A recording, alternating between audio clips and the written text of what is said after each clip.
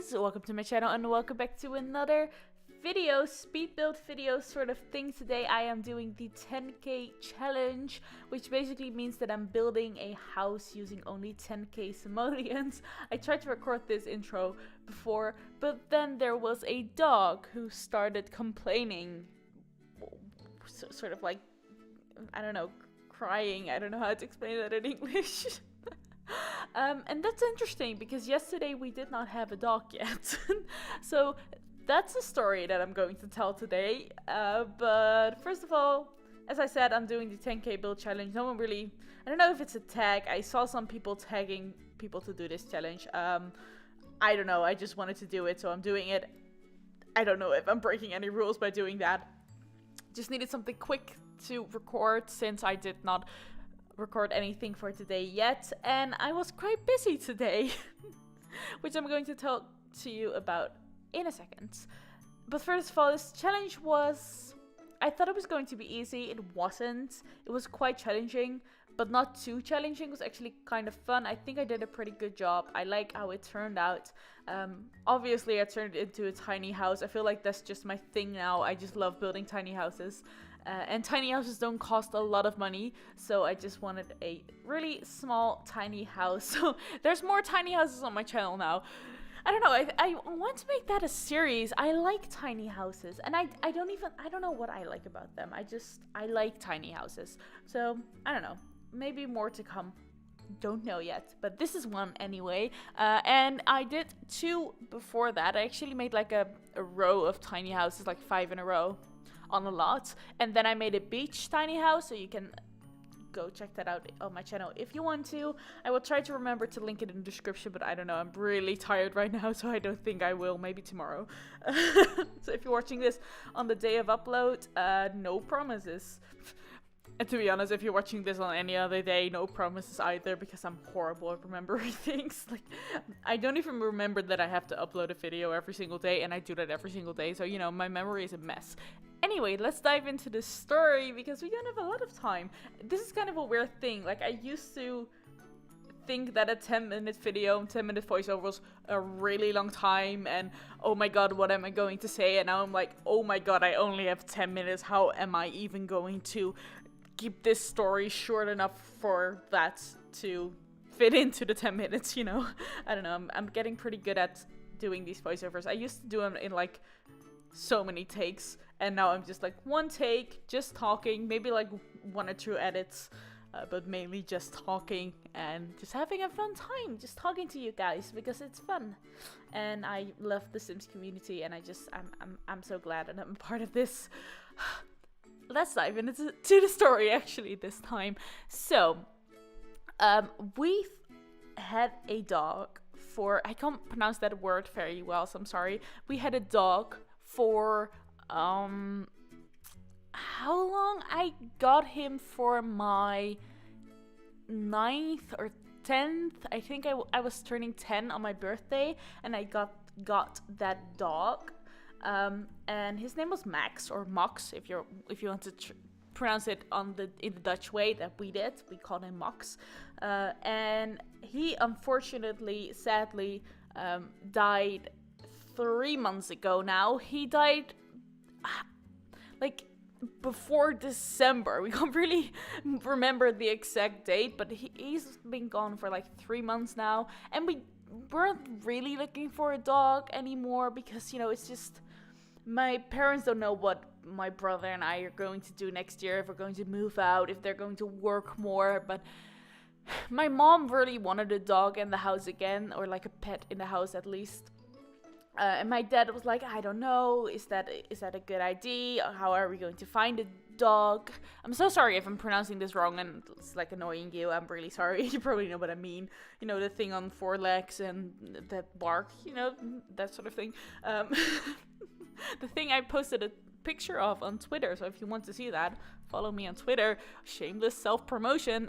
But anyway, without telling us, my dad started looking for dogs in shelters in the Netherlands, because that's where I live, obviously, with this app that sort of shows you all of the dogs that are in the shelter that are looking for a new home. And he didn't tell any of us, so one day he just sort of walked by and he put his phone down next to me. And on the screen was this profile of a dog named Angel. So Angel is the dog we have right now, spoiler alert. And I did not know why he did that, so I sort of started looking through it, and I saw that it was from a shelter somewhere in the Netherlands, and I walked up to him and I was like, why did you show me that? And basically it was his way of saying, we might be getting a dog again, because he found this dog that actually seemed perfect for us. Now, obviously, you don't know if that dog is going to be perfect for you until you try and meet that dog. But on his profile, it seemed fine. We had some issues. We wanted a dog that could be alone for a pretty long time, like nothing extreme or anything. Like, we know you can't leave a dog for the entire day, or you need to take care of them. But my parents work and my brother and I aren't always home, and sometimes we go out to dinner and something like that. So we didn't want a dog that couldn't be on his own at all. We wanted a dog that could at least be on its own for a considerable amount of hours. I'm trying to not get comments that are just screaming at me that I'm a animal abuser. I'm not. We're fine. We can take care of dogs. So we had some issues that we wanted. We just had some requirements, and getting dogs from a shelter is difficult because a lot of them have issues with like aggression or just being raised not well at all, and we do not have the time to raise a dog again or sort of like teach him how he should behave or the experience for that. So we needed a dog that was well trained, really sweet. But that's difficult because why would you drop off a dog at a shelter if there's not a real problem? Obviously, there are some people who do that, but it doesn't, it's not a common thing. Most dogs are dropped off at shelters because they have some kind of problem in their behavior. So finding this dog was sort of weird, and we knew that we had to move pretty quickly since, if you do find a dog that is well behaved at a shelter, and I think it's a really beautiful dog. I mean that's like a what's it called, opinion, I guess, but I think it's a really beautiful dog. So she probably would have not been there very long if we had not taken her back to our home. So we called the next morning and she talked more about it, and it was kind of perfect. Like, it seemed like she would fit in really well. So we went up to the shelter, drove about an hour and a half, which for Dutch distances that's a lot, because you can travel from one end of the country to the other end of the country in like 3 hours or something. I had a conversation about this on Twitter too. I don't know, if you're in America or any other really big country where you have to travel a lot, like an hour and a half sounds fine probably, but for Dutch distances, that's a pretty big distance. So we had to travel an hour and a half. We went right after we called, so we met this dog. She was really excited. Now, I'm not used to having big dogs. I don't know how to handle them very well. Again, please don't start commenting about animal abuse. Like, there's 4 people living in my home and 3 of them are used to big dogs. I'm the only one who isn't, so we're fine. We can take care of dogs. I feel like I have to put disclaimers on everything I do on YouTube because people just get really upset really quickly, and I don't want that to happen. Oh my god, this video is almost over. Are you kidding me? Oh my god, I need to slow this down a little because I will not get to the end of my story before this ends. Okay, well, that's the thing I need to do. I didn't really talk about this build specific anyway, so I can just slow it down and that's fine. So it will be more than 10 minutes, I guess. But anyway, I'm going to turn away from my screen now because I don't want to be distracted. I just want to finish the story. We went up there and they had us walk with the dog for a little bit. It's right near the beach, so there's lots of space to walk around. And she was really excited, and I get that she's in like a cage sort of thing for the entire day. It's fine, by the way. It looked fine, and she was treated really well. I just want to add that into the conversation, but it's, you know, it's fun to see humans and meet new people. But she was really friendly, really excited. You know, I don't exactly know how to handle that very well, so I was a little bit, I don't know. But, you know, she was really excited when walking around, and she seemed really nice. Really excited, but nice.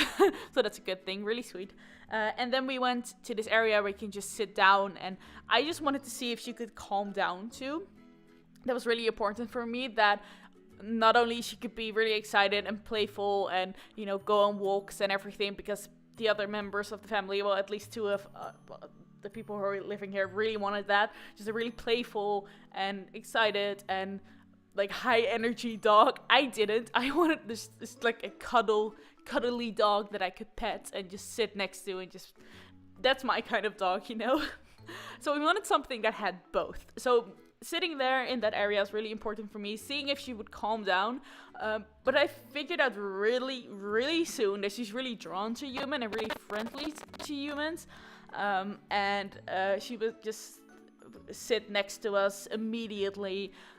She walked around the room for a bit, just sort of sniffing everything and just seeing if there's anything to eat or explore, because she loves food, which is a good thing because we all love food in this house, and our last dog really loved food too, so I guess we're used to it.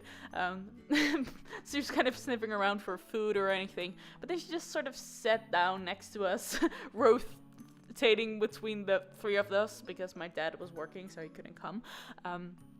And she loves to be pet and cuddles, and she's really friendly and she can calm down. So basically everything just sort of clicked, and it seemed right.